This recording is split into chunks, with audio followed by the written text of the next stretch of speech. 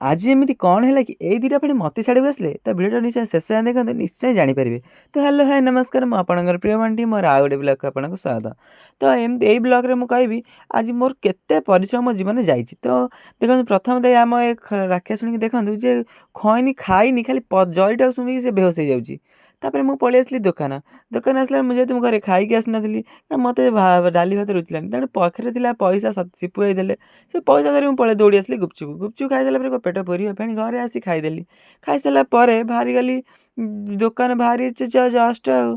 ଏ ଇନ୍ଦ୍ରକ ମୋତେ ସହିପାରିବ? କେବେ ମୋତେ ସହିପାରିବନି। ଆସିଲା ତ କୋଉଠି ଥିଲା ନାଦିଦେଲା। ତେଣୁ ଛାଡ଼ିଲା ପରେ ମୁଁ ସାତ ଦରିଆ ପାରି ହେଇକି ଦୋକାନରୁ ବାହାରିଗଲି। ଦୋକାନରେ ବାହାରିଗଲେ ମୋ ସବୁଠୁ ଫେବରେଟ୍ ଜିନିଷ ମୂର୍ତ୍ତି କାରିଗର, ଯେହେତୁ ଆମ ଏଠି ଲକ୍ଷ୍ମୀ ହୁଅନ୍ତି, ବାଲଚନ୍ଦ୍ରରେ ବହୁତ ଭଲ ଲକ୍ଷ୍ମୀ ହୁଅନ୍ତି, ସେଥିଲାଗି ଆଶ୍ରମ ଆସିବେ ଦେଖିବାକୁ। ତାପରେ ମୁଁ ଦେଖି ଦେଇକି ଆସିଲା ବେଳେ ମୋ ମାଆ ହେରିକା ଆସିଛନ୍ତି ଡ୍ରେସ୍ କିଣିବା ପାଇଁ। ତେଣୁ ମୁଁ ପଳେଇ ଆସିଲି ତାଙ୍କ କତିକି ଫାଷ୍ଟ। ସେମାନେ ତ ଯେହେତୁ ଶାଢ଼ୀ ବାଛୁଛନ୍ତି, ମୁଁ ମୋର ପଳେଇ ଆସିଲି ମୋ ନିଜ ଡ୍ରେସ୍ କିଣିବା ପାଇଁ। ନିଜ ଡ୍ରେସ୍ କିଣିକି ଆସିଲା ପରେ ସିପୁ ଭାଇ ନେଇ ଆସିଛନ୍ତି ଆମ ପାଇଁ ଜଳଖିଆ।